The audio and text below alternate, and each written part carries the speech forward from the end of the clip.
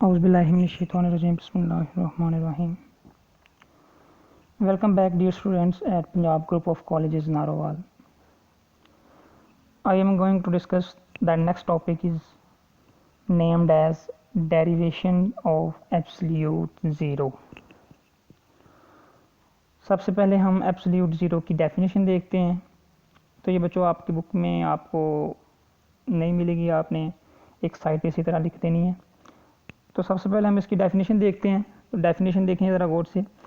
The temperature at which the volume of all gases become zero, यानी कि absolute zero ऐसा temperature है जिस पर तमाम गैसेस का जो वॉल्यूम है वो ज़ीरो के बराबर हो जाए। तो इसको आप किसका नाम दोगे? एब्सोल्यूट ज़ीरो का। अब बच्चों एब्सोल्यूट ज़ीरो को स्टडी करने के लिए, इसको डिराइव करने के लिए हमें चार्ल्स लॉ का सहारा लेना पड़ेगा, या चार्ल्स लॉ को भी स्टडी करना पड़ेगा।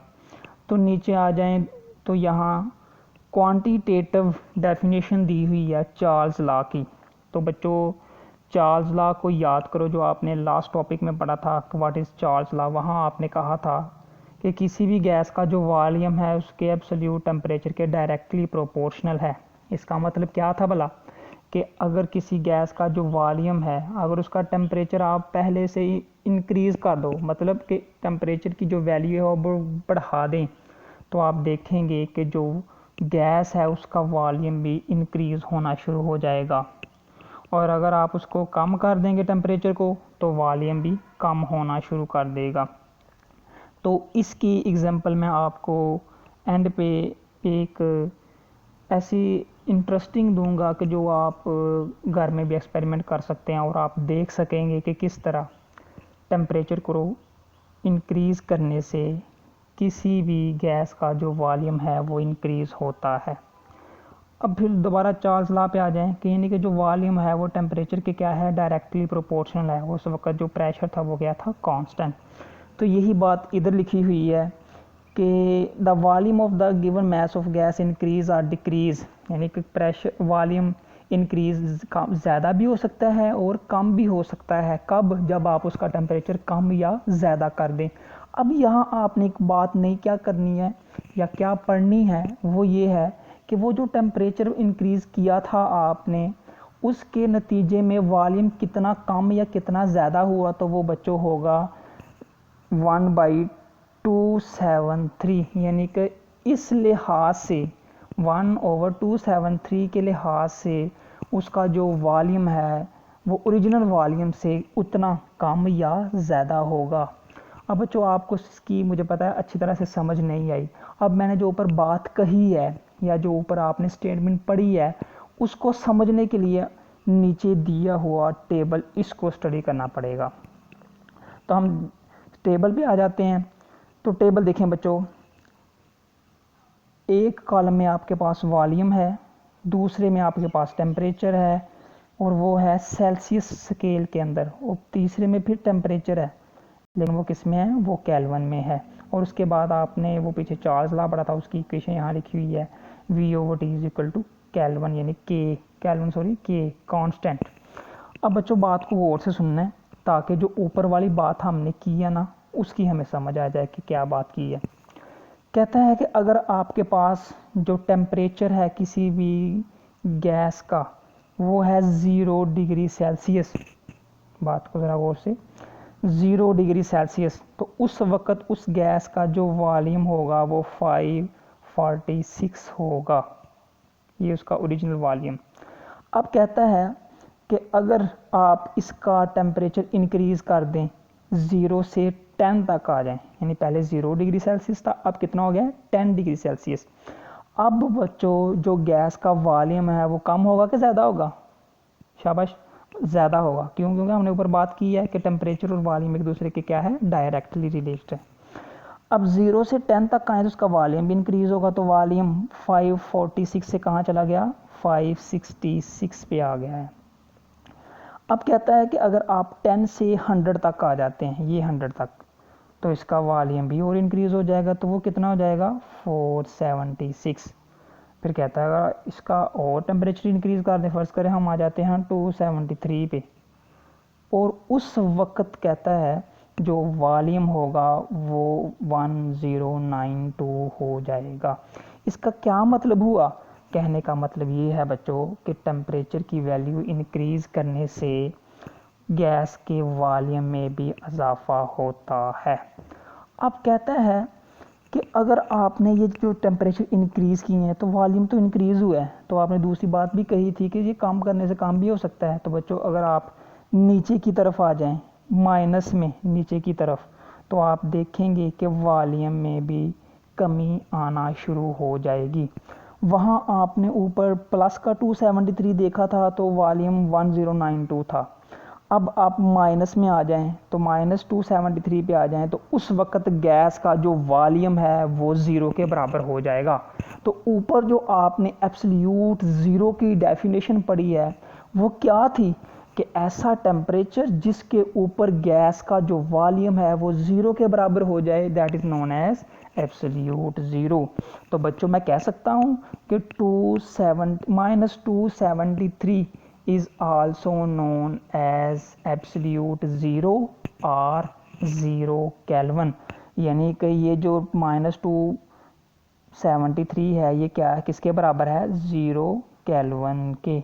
परेशानी हो जाना कि ये ज़ीरो केल्विन क्या है और एब्सोल्यूट ज़ीरो क्या है, ये बच्चों दोनों एक ही चीज़ के नाम हैं, लेकिन आपने अच्छी तरह से याद रखने हैं कि -273 अगर हम इसकी एग्जैक्ट वैल्यू देखें ना 273 की, तो वो बनती है -273.16 डिग्री सेल्सियस। तो इसकी वैल्यू बराबर होती है ज़ीरो केल्विन के। तो यहाँ से हमने एक बात सीख ली कि टेम्परेचर के ज़्यादा करने से वॉल्यूम बढ़ता है, टेम्परेचर कम करने से वॉल्यूम कम हो जाता है। अब बच्चों दूसरे कॉलम पे आ जाएं, वहाँ टेम्परेचर दिया हुआ है केल्विन के अंदर। अब देखो कहता है कि जब टेम्परेचर डिग्री सेल्सियस में ज़ीरो था तो केल्विन में देखें वो बन जाता है 273। अब आपने एक बात नई और यहाँ से ये सीखनी है कि ज़ीरो डिग्री सेल्सियस या कोई टेम्परेचर आपको डिग्री सेल्सियस में दिया हो तो आपने उसको केल्विन में कैसे कन्वर्ट करना है, ये नेक्स्ट टॉपिक भी आएगा। लेकिन आपने यहाँ से बस यही बात याद रखनी है कि डिग्री सेल्सियस को केल्विन में कन्वर्ट करने के लिए जो वैल्यू दी होगी ना डिग्री सेल्सियस की, जिस तरह यहाँ ज़ीरो है, इसमें 273 ऐड कर दें तो वो केल्विन में कन्वर्ट हो जाएगी। तो ज़ीरो में 273 ऐड करें तो 273 ही रहता है। तो 273 किस में आ गया है फिर? केल्विन के अंदर। अब हम एक बात और करने जा रहे हैं बहुत इंपॉर्टेंट, जो ऊपर स्टार दिया ना ये वाला, इसमें एक बात लिखी है 1 degree Celsius rise in temperature 2 centimetre cube increase in volume. क्या मतलब इसका? कहता है अगर 1 डिग्री आप टेम्परेचर किसी गैस का इंक्रीज़ करते हो तो उसका वॉल्यूम कितने गुना बढ़ेगा या किस लिहाज से बढ़ेगा? 2 सेंटीमीटर क्यूब इंक्रीज़ होगा पर डिग्री सेल्सियस। यानी कि 1 डिग्री सेल्सियस के पीछे 2 सेंटीमीटर क्यूब वॉल्यूम में इंक्रीजनेस आएगी। तो आप देख सकते हैं यहाँ 0 डिग्री सेल्सियस था तो वॉल्यूम 5 और 6 था। जब आपने 1 कर दिया तो वॉल्यूम कितना हो गया? 5, 4, 8। इसी तरह टेम्परेचर इंक्रीज़ करते जाएं और इसकी जो वैल्यू है वॉल्यूम की वो भी बढ़ती जाएगी। लेकिन अगर आपके पास केल्विन में होगा तो आपने उसके लिहाज से भी देख लेना है। अब हमने ऊपर आ जाना, इधर दोबारा से इधर आ जाएं। यहाँ एक फार्मूला दिया हुआ है, जनरल इक्वेशन कह लें इसको एब्सोल्यूट ज़ीरो की। तो उसके लिए आपने यहाँ से देखना है v t is equal to v naught into 1 plus t over 273। ये फार्मूला जनरल फार्मूला या जनरल इक्वेशन कह लें। अब यहाँ वी टी क्या है? वी का मतलब आपको पता है वॉल्यूम है किसी भी गैस का, और टी का मतलब किसी खास टेम्परेचर के ऊपर, किसी टेम्परेचर के ऊपर टी, और वी फिर आपको पता है वॉल्यूम है और साथ लिखा हुआ है ज़ीरो। इसका मतलब क्या है? 0 डिग्री सेल्सियस पे। और टी का मतलब आपने सीख लिया, जान लिया है कि ये क्या है? टेम्परेचर, चाहे वो डिग्री सेल्सियस में है या फिर केल्विन में है। अब बच्चों अब यहाँ से एक नई बात और कि अब हमने चार्ल्स लॉ को यहाँ अप्लाई करके देखना है कि आया कि हमारे पास ये जो एब्सोल्यूट ज़ीरो है यहाँ चार्ल्स लॉ अप्लाई होता है या नहीं। तो उसके लिए एक बार हम टेम्परेचर की वैल्यू डिग्री सेल्सियस में रख के देखेंगे और दूसरी बार हम केल्विन में रख के देखेंगे, तो इससे हमें पता चलेगा कि यहाँ चार्ल्स लॉ अप्लाई हो रहा है या नहीं हो रहा। तो इसके लिए नेक्स्ट पेज पे आ जाएं, तो आप देख रहे हैं यहाँ फार्मूला पीछे भी आपने पढ़ा था V1/T1 is equal to V2/T2, और ये दोनों का जो आंसर है वो कांस्टेंट आना चाहिए, K के बराबर आना चाहिए। अब फर्ज करो आपके पास टेम्परेचर था 10 डिग्री सेल्सियस, ये 10 डिग्री, और उस वक्त गैस का वॉल्यूम कितना था 566, ये पीछे ग्राफ में दिया हुआ है, जो पीछे आपने टेबल पढ़ा सॉरी। उसके बाद कहता है कि टेम्परेचर आप 10 से 100 कर दें, 100 कर दें, तो उसका वॉल्यूम किसके बराबर हो जाता है 746।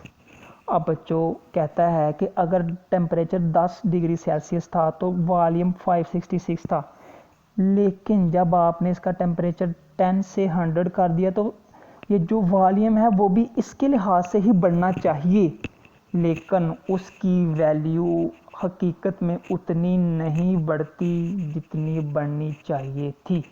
तो फिर हम कह सकते हैं कि V1/T1 is not equal to V2/T2, या फिर आप इसको इस तरह भी कह सकते हैं, दोनों का आंसर लेना चाहिए ना, दोनों की रेशो, इसकी भी और इसकी भी, वो कांस्टेंट यानी K के बराबर नहीं आती, यानी कि दोनों का जो आंसर है वो सेम नहीं आता। जिस तरह आपने पीछे जब एक्सपेरिमेंटल वेरिफिकेशन की थी तो वहाँ आंसर आया था 2, लेकिन हमने वही बात यहाँ अप्लाई करनी है कि अगर हम इसको डिवाइड करें तो वो 2 के बराबर नहीं आता। तो हम कह सकते हैं कि यहाँ चार्ल्स लॉ वेरीफाई या एप्लीकेबल नहीं है। तो फिर इसके लिए हमें क्या करना पड़ेगा, तो यहाँ से पहले हम स्टार्ट करने से पहले एक बात यहाँ लिखी हुई है, Charles law is not being obey when temperature is measured on the Celsius scale. बहुत इंपॉर्टेंट बात बच्चों, कि अगर आपके पास टेम्परेचर सेल्सियस स्केल में है तो जो चार्ल्स लॉ है वो वहाँ अप्लाई नहीं होगा, क्योंकि उसका जो वो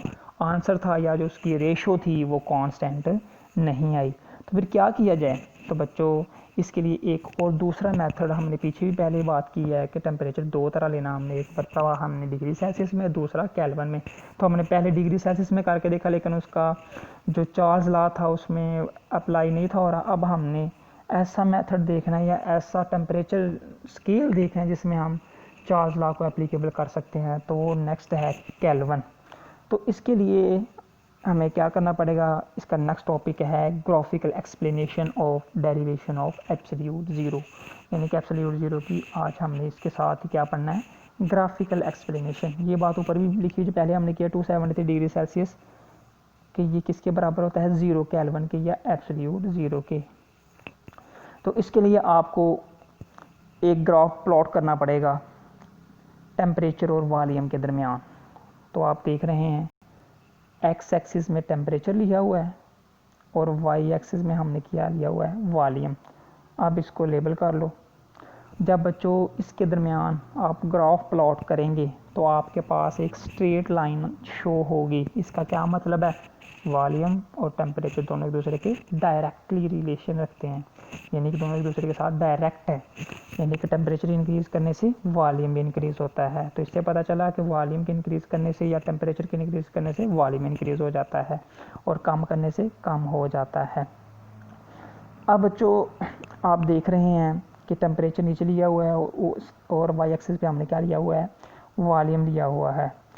आप देख रहे हैं कि जो स्ट्रेट लाइन आपको नज़र आ रही है, आप वैल्यू देख रहे हैं पॉजिटिव भी, ये यानी प्लस में भी देख रहे हैं और यहाँ माइनस में भी और नेगेटिव में भी देख रहे हैं। तो कहने का मतलब ये है कि बच्चों वॉल्यूम को आहिस्ता आहिस्ता इंक्रीज़ करते जाएं, या ऐसे कह लें कि टेम्परेचर की वैल्यू बढ़ाते जाएं, तो जो वॉल्यूम है वो भी क्या होता जा रहा है, बढ़ता जा रहा है। लेकिन कुछ डॉट यहाँ आपको नज़र आ रहे हैं, या फिर ऐसे कह लें कि स्टार्टिंग पॉइंट से जो लाइन आपको नज़र आ रही है वो डॉटेड है।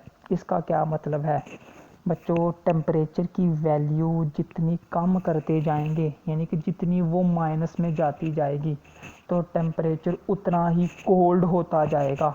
तो जब तक ये 273 पे आएगा तो ये बच्चों बहुत ही कोल्डेस्ट टेम्परेचर का पॉइंट होगा, -273.16।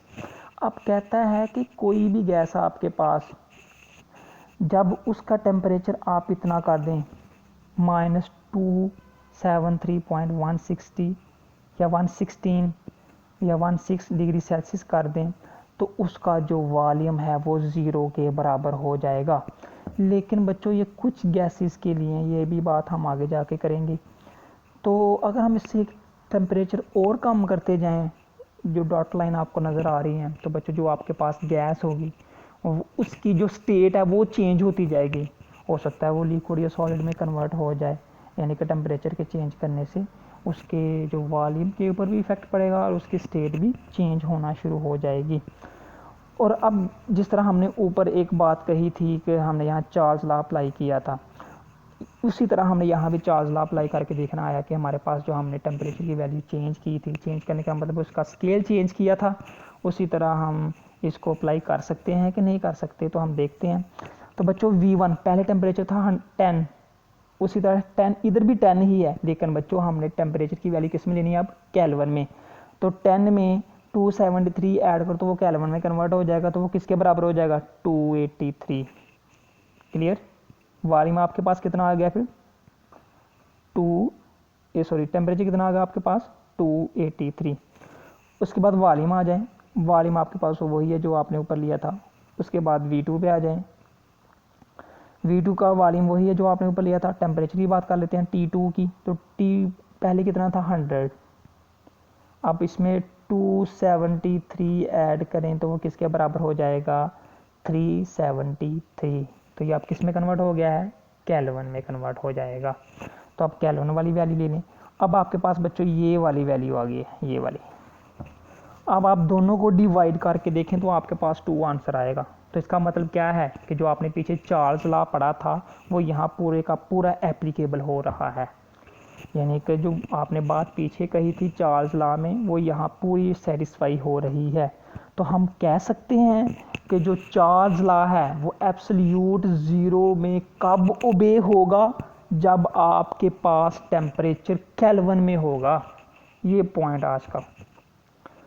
बात दोबारा सुनो ज़रा, कि हमने बात की है कि जो चार्ल्स लॉ है वो एब्सोल्यूट ज़ीरो में कब एप्लीकेबल होगा, जब हम टेम्परेचर केल्विन में लेंगे। तो ये आपने एक्सपेरिमेंटली या ग्राफिकली कह लें कि इसको आपने प्रूव कर दिया है कि आपके पास टेम्परेचर केल्विन में होगा तो जो चार्ल्स लॉ है वो ओबे करेगा।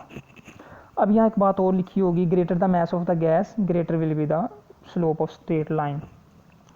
यानी कि इसका मतलब क्या है कि वॉल्यूम गैस या वॉल्यूम कह लें या मैस कह लें, मैस बढ़ाते जाएँ तो स्ट्रेट लाइन भी बढ़ती जाएगी या उसकी जो स्लोप बनेगी वो भी आपके पास ज़्यादा आती जाएगी। इसका मतलब क्या है कि बच्चों किसी चीज़ का वॉल्यूम जितना ज़्यादा होगा वो उतना ही ज़्यादा वॉल्यूम ऑक्यूपाई करेगा। यानी कि इसका मतलब ऐसे कह लें कि जितने नंबर ऑफ मोल्स ज़्यादा होंगे उस गैस का वॉल्यूम उतना ही ज़्यादा होगा।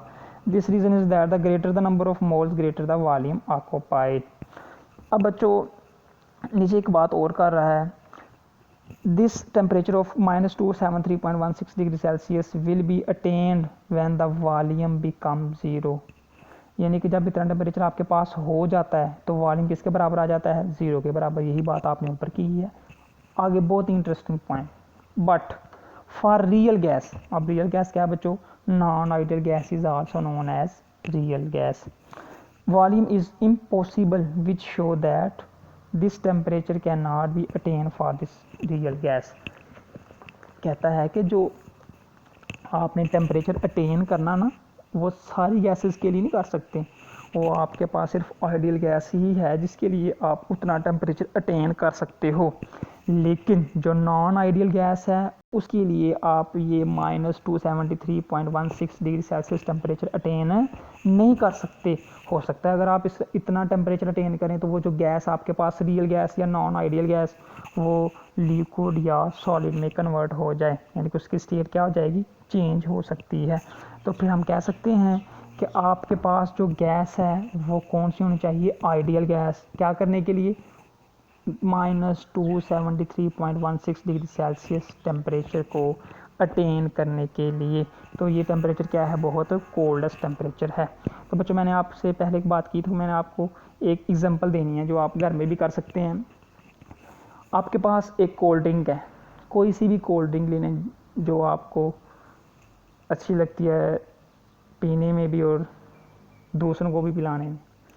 तो आप देखें आपके पास एक बोतल है, सॉरी ये बोतल अच्छी नहीं बनी, I will try level my best. जी बच्चों, फ़र्ज़ करें ये आपके पास एक बोतल है, नीचे से लीक हो रही है। चलें आप सपोज कर लें कि ये आपके पास बॉटल है, कोई सी भी बॉटल ले लें, कोक की ले लें या मिरिंडा की ले लें, कोई सी भी ले लें। अब आपने क्या करना है कि इसके ऊपर एक आपने बलून रख देना है, इसके ऊपर फिट कर देना है। गुब्बारा लेना है, इसके माउथ के ऊपर फिट कर देना है। इसके अंदर क्या है, बॉटल यानी कि कोल्ड ड्रिंक है ये। अब आपने 10 क्लास में कोल्ड ड्रिंक्स की कंपोजिशन पढ़ी थी, तो आपने पढ़ा था वहाँ गैस भी है।